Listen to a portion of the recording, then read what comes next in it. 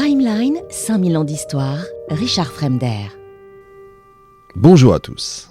L'empereur Commode. Pour beaucoup, c'est un nom qui évoque immédiatement la silhouette inquiétante, un empereur cruel, un fils qui assassine son père, un souverain qui descend dans l'arène pour combattre comme un gladiateur, un monstre capricieux qui précipite Rome dans le chaos.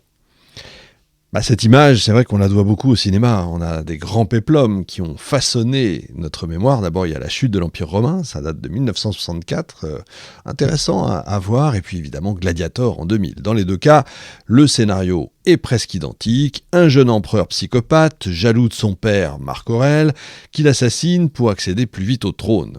La figure du tyran qui s'oppose alors à celle du philosophe stoïcien, sage et bienveillant.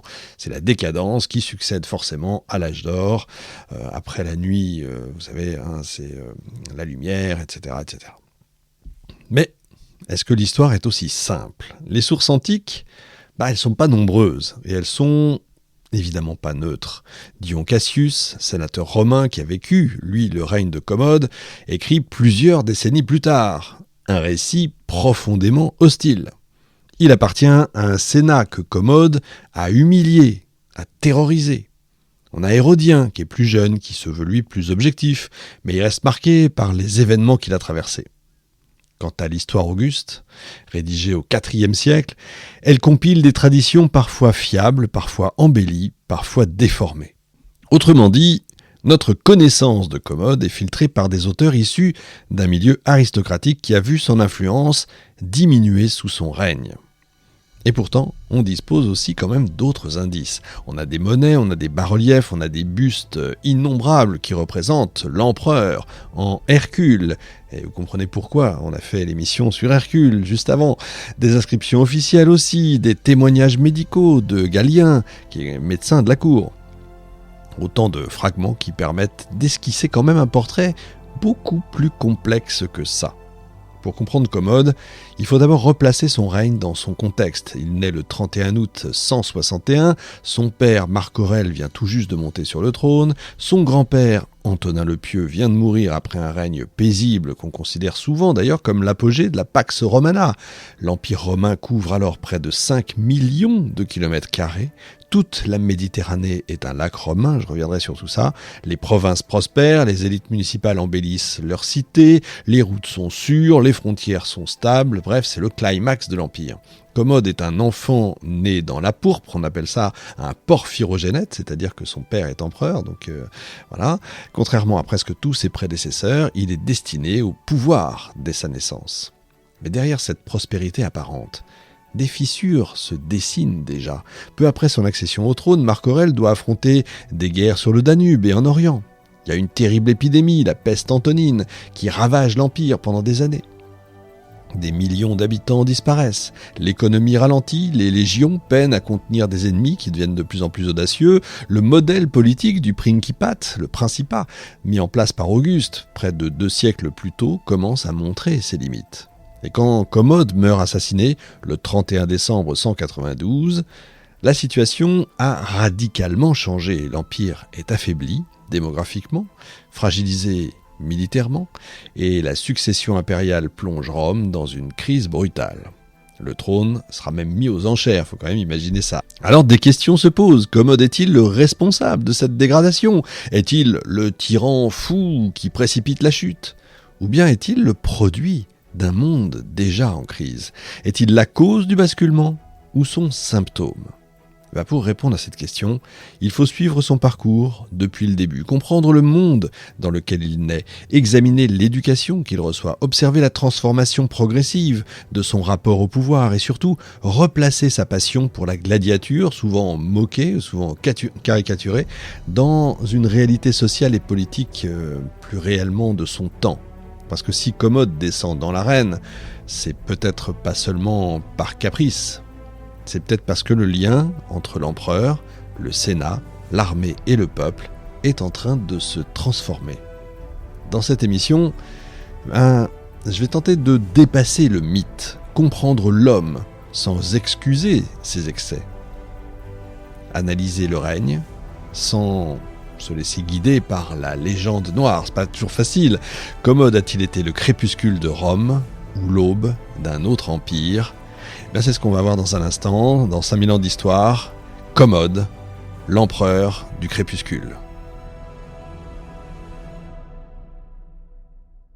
Le 31 août 161, donc, à Lanuvium, dans une villa impériale chargée de mémoire, Faustine met au monde 2 jumeaux. L'un va mourir jeune, l'autre va devenir Commode. Le lieu n'est pas anodin, c'est dans cette demeure qu'est né Antonin le Pieux, son grand-père, modèle d'empereur pacifique. Et la naissance s'inscrit d'emblée dans une continuité dynastique soigneusement mise en scène. Mais derrière le décor, une rupture majeure se profile. Comme je disais tout à l'heure, Commode est un porphyrogénète, c'est-à-dire qu'il naît alors que son père, Marc Aurèle, est déjà empereur. C'est une expression grecque qui signifie « né dans la pourpre ». La pourpre, c'est le manteau rouge pourpre des empereurs, c'est la marque des empereurs. Dans les monarchies héréditaires, ça pourrait sembler banal. Mais à Rome, c'est une nouveauté qui est lourde de conséquences. Depuis Auguste, le principat repose sur une fiction politique subtile. L'empereur n'est pas officiellement un roi, il est le princeps, c'est-à-dire le premier parmi ses pairs. Il gouverne en théorie avec le Sénat.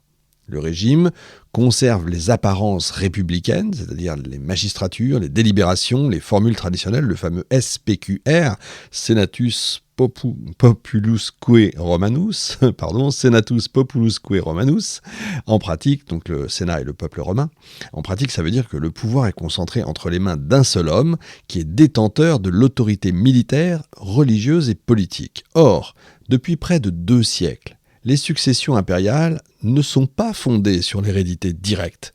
Elles reposent en fait sur l'adoption. Alors c'est pas par vertu républicaine, mais par nécessité biologique. La plupart des empereurs n'ont pas de fils en âge de régner. Donc on adopte un héritier adulte qui est choisi pour ses compétences, ce qui n'est pas idiot en fait. Il est intégré progressivement aux charges publiques.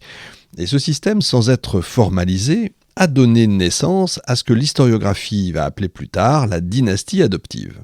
Trajan adopte Adrien, Adrien adopte Antonin le Pieux, à condition que celui-ci adopte à son tour Marc Aurèle et Lucius Verus. La transmission est politique avant d'être biologique. Elle permet d'assurer, si vous voulez, une certaine continuité administrative et militaire. Sauf qu'avec Commode, le mécanisme change.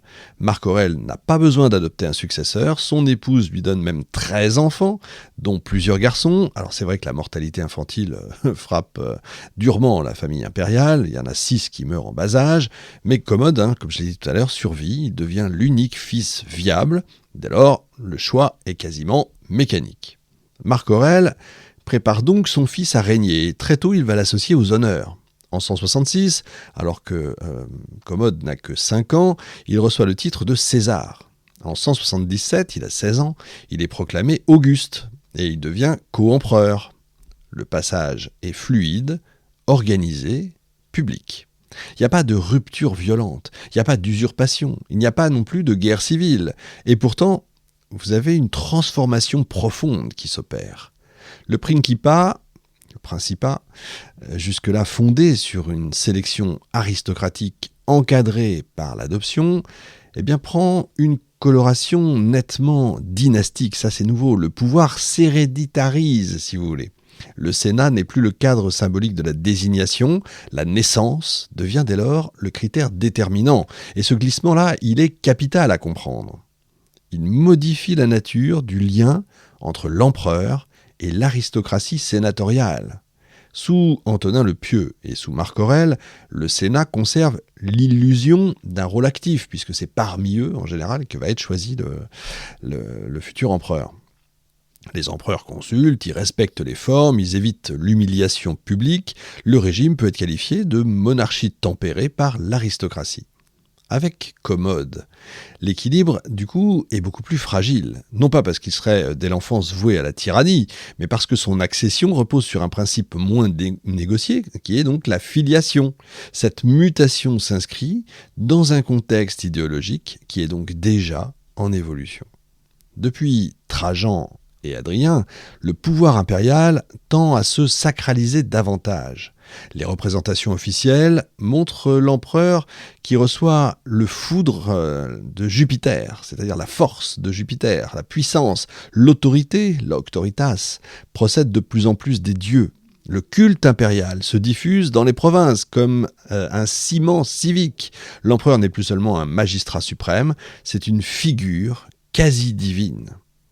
La naissance d'un héritier, encore une fois né dans la pourpre, renforce cette dimension. La dynastie devient un élément structurant de la légitimité. Marc Aurèle, encore une fois philosophe stoïcien, n'a certainement pas cherché à révolutionner le système. Il agit en père et en empereur pragmatique. Il assure en fait la stabilité. Après des décennies de paix relative, c'est vrai que les frontières sont menacées, la peste ravage les populations, l'empire a donc besoin de continuité, de stabilité. Mais cette continuité biologique introduit quand même une sorte de rigidité nouvelle. L'adoption permettait d'écarter un héritier incompétent. L'hérédité rend le système plus vulnérable aux aléas du caractère et de la formation. Et en plus, va s'ajouter à ça un autre facteur, celui de l'âge. Commode devient empereur à 19 ans, à la mort de son père en 180. Aucun des empereurs précédents n'a accédé si jeune au pouvoir dans un contexte aussi tendu. Le modèle adoptif favorisait plutôt des hommes mûrs, expérimentés, déjà aguerris aux responsabilités administratives et militaires. Là encore, le changement est structurel. Il ne s'agit pas seulement d'un problème de personnalité, il s'agit d'un déplacement du centre de gravité du régime. L'Empire de 161 n'est plus celui d'Auguste. Il est immense, complexe, traversé par des tensions démographiques et militaires. La fameuse peste, qu'on appellera plus tard la peste antonine, a amputé des millions de vies. Les légions sont sollicitées en permanence sur le Danube, les ressources fiscales sont mises à l'épreuve, le tissu municipal, qui est fondé sur l'évergésie des notables, commence à s'essouffler dans certaines régions. L'évergésie, c'est en gros donner de l'argent, c'est le mécénat aussi, etc., etc. Dans ce contexte, la figure impériale devient plus centrale, plus exposée. Un empereur né dans la pourpre, élevé dans la conscience de sa destinée, placé au sommet très tôt, incarne une monarchie moins négociée et plus verticale. Encore une fois, ce n'est pas une rupture brutale avec le principat augustéen. Les institutions restent les mêmes, elles demeurent. Le Sénat existe, les magistratures fonctionnent, les provinces continuent à s'administrer largement elles-mêmes, mais vous avez compris, le mouvement, ça y est engagé. Avec Commode, l'Empire entre dans une phase où la légitimité dynastique, j'insiste parce que c'est vraiment important, la personnalisation du pouvoir et la sacralisation accrue de l'empereur prennent le pas sur l'équilibre aristocratique des Antonins. Autrement dit, avant même ses choix politiques, avant même la gladiature, avant même les complots, Commode incarne déjà une transformation du système. Donc c'est pas seulement un individu, c'est le produit d'une mutation lente du principat vers une monarchie plus assumée. Et c'est dans ce cadre, maintenant qu'il faut examiner le monde dont il hérite en 180, un empire à son apogée apparente, mais qui est déjà travaillé par des fragilités profondes.